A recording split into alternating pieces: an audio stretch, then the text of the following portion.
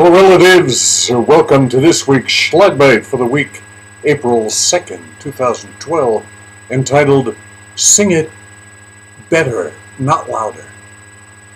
I was in Washington, D.C. last week during the historic Supreme Court deliberations on the National Healthcare Overhaul Bill. The court's ruling in the Patient Protection and Affordable Care Act, or Obamacare, may be the most important one it decides in this generation, and it could redefine the federal government's power and Congress's authority to solve national problems. The streets and parks in front of the Supreme Court building were filled with hundreds of people, both supporters and protesters. The energy was electric, with each side trying to outshout the other, competing as to who could parade their signs in front of the cameras first, or sing God Bless America louder. When I was there, the protesters far exceeded the bill's supporters. Most of the people were older, white, and had arrived in church-sponsored buses. There were also anarchists and socialists and libertarians, Tea Partiers, all of them stridently proclaiming the rightness of their views on liberty, freedom, and justice.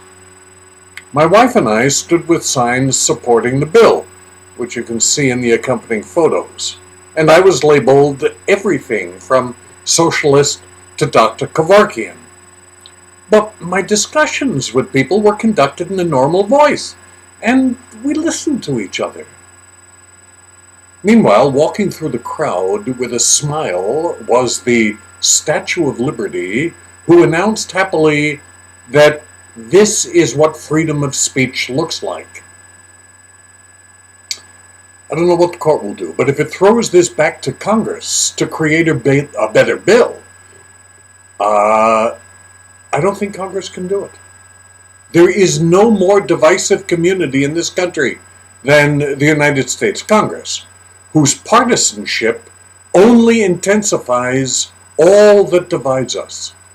It's clear that we'll never, not all of us, we are never, ever going to be on the same page.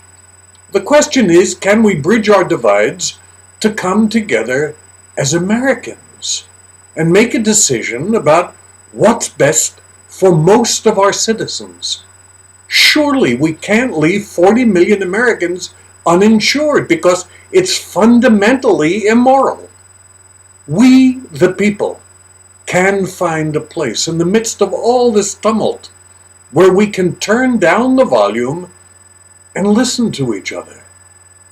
A place where we can see the glass as half full. A place where we can sing God Bless America better, not louder. Those are my thoughts for the week. Remember, we are connected as individuals, souls, and nations, as relatives. Have a wonderful week. I say this for all my relations. Mitakwiyasi.